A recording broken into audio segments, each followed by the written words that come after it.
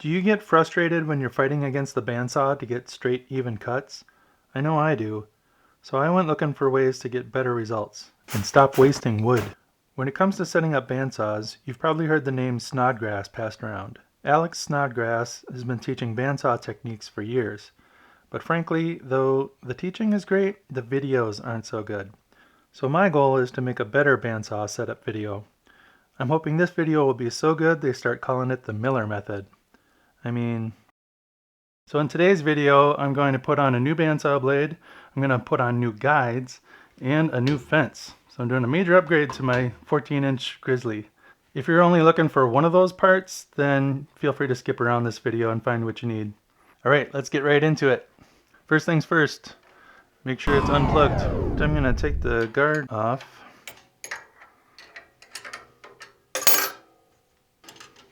Set that aside. I'm going to pop out this insert. And then we got to take out this table gap lock. First, shalt thou take out the holy pin. And then we can get the blade out.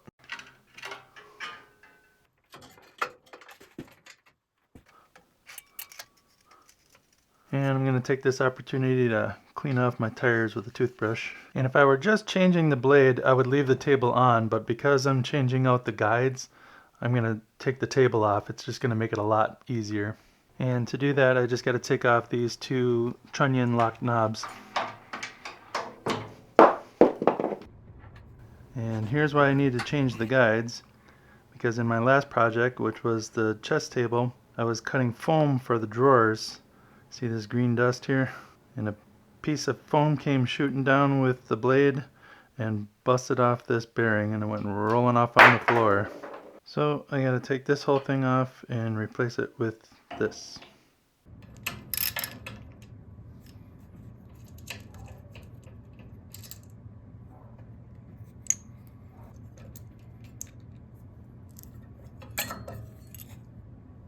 Here's the new guides, and this is how it's going to go on. This is the mounting piece, and then the guide assembly slides into that hole. So I'm just going to take that out while I'm mounting it. I just want to say this, I don't love that the thrust bearing guide adjustment is on this side of the bearing. It's so much easier to get to the adjustments from this side, especially underneath the table. So we'll see how that goes.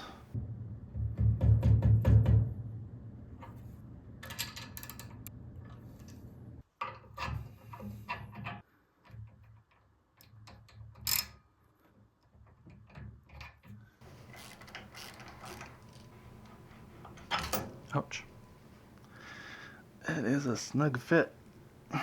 Now that I'm lining this up with this though, now I can see that these guides would want to go here, and I have this mounted over here. So I actually have this jobber flipped. Which is good because that way I can get to the adjustment from the outside. So it's meant to go on like that. Turns out they did it right. I was thinking about it wrong. So that's good to know. So here's my new 3 TPI or 3 teeth per inch Resaw blade. It's a 3/4 inch blade. Custom made for me from sawblade.com. There is a safer way to do this. Alright, it comes coiled up with a zip tie on it. So just loosen it up, and see where they cross? It crosses here and it crosses there. Grab at those points and just ease it. Ugh. And I'll make sure that I'm doing this in the right direction. Teeth out, teeth down. Gotta get it inside this guide along the back here and over both wheels, of course.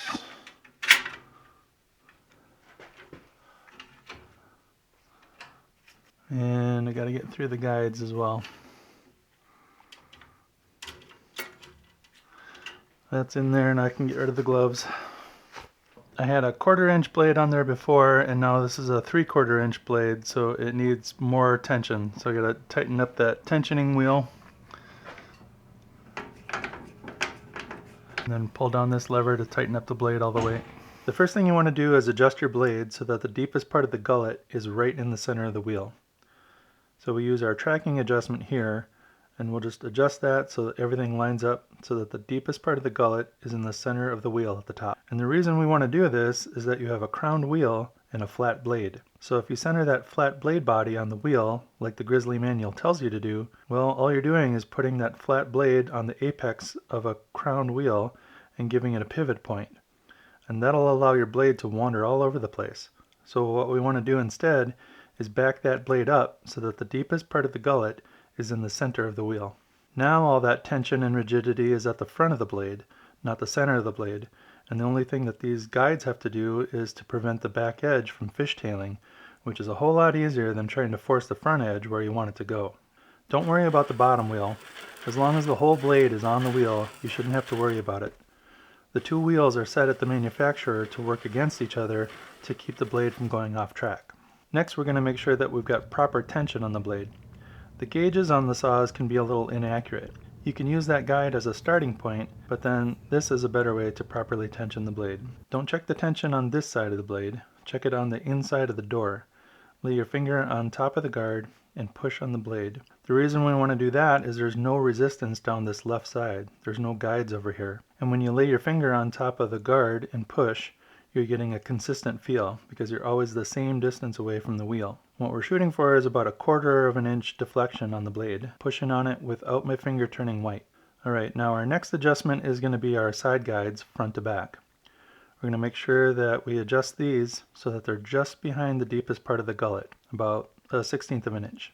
And the reason we want to do that is if the guides are actually into the gullet, even just a little bit, that's where your tooth set starts. And if you get into that gullet, it's going to flatten the teeth out, forming a knife edge, and then the blade's going to seek the easiest route through the wood. So again, we're going to position the front edge of the side guide to be just behind the deepest part of the gullet, and rotate the wheel to make sure that the gullet is in front of the guide the entire travel of the blade. And when you're rotating the blade, always use the wheel to rotate it. Don't pull on the blade to get it to spin because then you're changing the position of the blade. Use the wheel so that you know that it's tracking.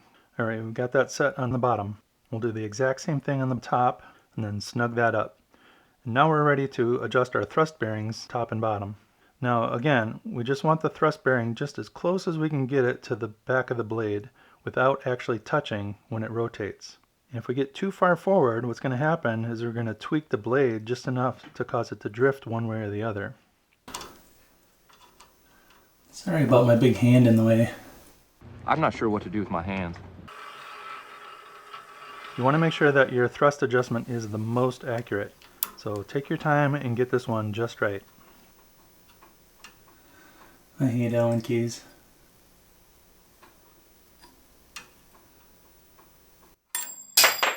That's why.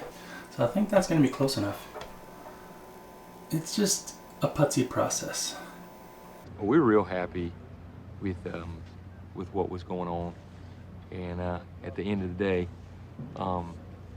you know, you got to be happy. Alright, now we need to adjust the side guides so that they're close to the blade but not actually touching it. All we're trying to do is keep the back edge from fishtailing. We're no longer forcing that front edge where we want it to go. And if you always have bearings rubbing against the blade when you're cutting, you're going to destroy bearings very quickly. So make sure we're not giving it any rotation when we spin the wheel. The other thing that will happen if the guides are in constant contact with the blade is it'll heat up the blade, and the steel, which has been yielded or bent to get that tooth set, once it gets heated up, that tooth set will want to come back into alignment, and then the blade's going to seek the easiest path through the wood. So we want to keep the heat off the blade by keeping it spinning freely without rubbing the guides, except when it needs correction when we're making a cut. Now we got the side guides set up on the top, and we'll repeat the same process for the bottom, and then we'll be ready to cut. Now we're going to test and see if the blade is dicamperpular to the table. To do that, I'm going to use a 2x6 that's been jointed on both edges so that they're flat and parallel. Then we want to make a cut, flip the piece over, top for bottom, bring it around back, and if the back of the blade will go back into that cut curve, we know our table is level across the whole surface, not just up one side or the other like if we were using a square. Perfect. And here's something I didn't notice before I started making this video, which shame on me, I guess. My miter slots are not square with the edge of the table. I'm like hitting the corner back here. Can you see that gap right there? And it's not just that one. This one's not square either. hitting here, but there's a gap up here. And this really ticks me off. The table itself isn't square. Look at that. A meeting in the back corner, and there's this big gap up here. The whole table's not square in any direction. Come on, Grizzly. That just makes me mad. Probably the biggest thing I don't like about my Grizzly 14-inch Resaw bandsaw is the fence. It's junk. It's crap! So today I'm going to be replacing the fence with an aftermarket fence. Now I'm going to swap out the crappy Grizzly fence with my new Craig Precision bandsaw fence. The first thing we're going to do is install the mounting rail. Position the mounting rail to line up with the rightmost mounting holes. With any luck, one of these holes on the left will line up with the saw table. If not, there's a fix for that. I'm just going to use my same mounting hardware because I know it fits, and just use a new washer for the larger slot. We'll get that snug but not tight yet. And then a washer and bolt on the left, get it snug so it'll hold itself in place, and then position the top of the rail a 1/16 of an inch below the bottom of the miter slot. I like this little mini double square for things like this. Next we're going to assemble the clamp block. Insert the lens cursor in the side here and secure it with a nylon screw. Thread the nylon set screws in the rear corner holes, protruding about a 1/16 of an inch below the bottom for a smooth glide. Then thread a 1/4-20 nylon socket screw flush with the bottom. Put a washer on the bolt and thread that through the fence bracket onto the clamp block. The large hole goes in the back, closest to the saw table. Square it up and tighten it down. Thread the lock knob lightly and put the clamp block on the mounting rail. Then we'll attach the fence extrusion. Insert 2 1/4-20 bolts in the T-slot in the extrusion fence. This is how we're going to join the extrusion fence to the clamp block. Then lock that in and test our side-to-side glide. Next we can stick on the measuring tape. Position the fence extrusion against, but not deflecting, the blade and tighten the lock knob. We just want to sneak up on that first tooth because that's the outer edge of our kerf. So that'll be our 0 line. And then with a pencil, mark a line on the mounting rail in front of and behind the red line on the lens cursor. And then loosen the knob and remove the whole fence from the mounting rail. Then lay the whole tape in the groove with the backing still on it. And then peel back the first inch of backing and fold that back. Then position the 0 end on the mark you just made and press it down as you pull off the backing. Next we can get adjusted for parallel. First, make sure your bandsaw table is perpendicular to the blade. If it's not, see your owner's manual for that adjustment. Position the fence assembly on the mounting rail and lightly snug the lock knob. Thread the nylon set screws in the front until just contacting the rail. Now check the fence extrusion with a square to see if it's square with the table. You can make adjustments with the nylon socket screws if necessary. Loosen the lock knob while you're doing this. And then when you got it square, tighten the lock knob and adjust the set screws in the back to touch the rail. Now even though the fence is set up to be square to the front of the table, we don't know for sure that the blade is going to run parallel to the fence. The way that a lot of people check to see if the fence is parallel to the blade is to just take a straight edge and lay it flat right here on the table and make sure that you're lining it up with the body of the blade, but in between the teeth. Remember, the teeth have an offset, so you don't want that offset on your straight edge. But by laying it up against the body of the blade, I can kind of see where the fence aligns to the body of the blade by extending that length. But it's pretty easy to be off a little bit and not be able to see it. Now, there's an easier way, and that's with a FAST, F-A-S-T. It's a fence alignment system tool, and it has a groove for the offset of the teeth and a magnet for the body of the blade. So we'll just stick it to the body of the blade with a magnet so that the teeth are in that groove. Now we don't get skewed by the offset of the tooth. Now it's much easier to see where that blade lines up. These come in a set of 5 different sizes. There's 1/8, 3/16, quarter, 3/8, and a half. Let's say you want an exact 1/8 inch cut. We put this on the inside of the blade and simply bring the fence right up to the FAST. And now we've got an exact eighth. The other cool thing about these FASTs is since they're magnetic, they stick right to the saw, making it much easier to find than that tape you laid down 2 seconds ago and don't know where you put it. I keep mine right up here. And I use these things all the time, not just on the bandsaw. I use these to set up the table saw, I use them for layout, and you can combine them for different measurements. So I use the 1, 2, 3 blocks and these fast setup blocks for a lot of measuring because I don't have to rely on my failing eyesight to see a line on a tape measure. I'm using a tape measure less and less and using these setup blocks more and more. Sometimes when using the fence, a bandsaw will make a cut that does not track parallel to the fence. either wedging the workpiece between the fence and the blade or pulling the workpiece away from the fence. This drift angle is often caused by a blade with teeth that are not set evenly or that have become dull on one side, or if your tooth gullet isn't in the center of the top wheel.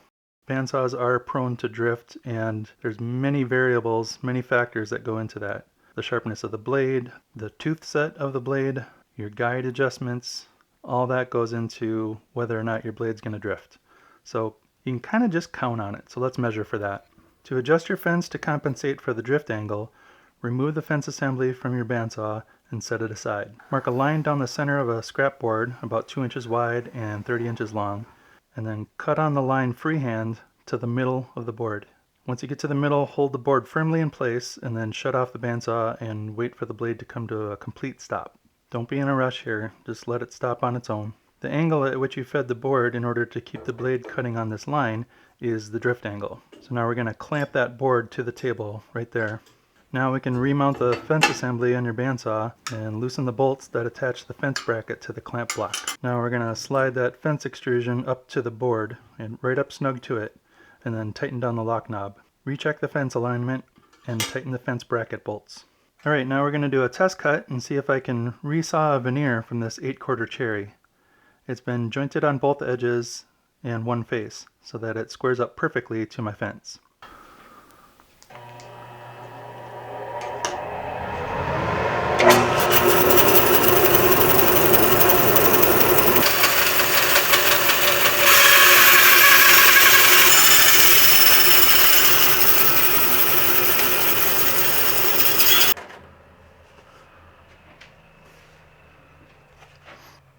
Not too terrible.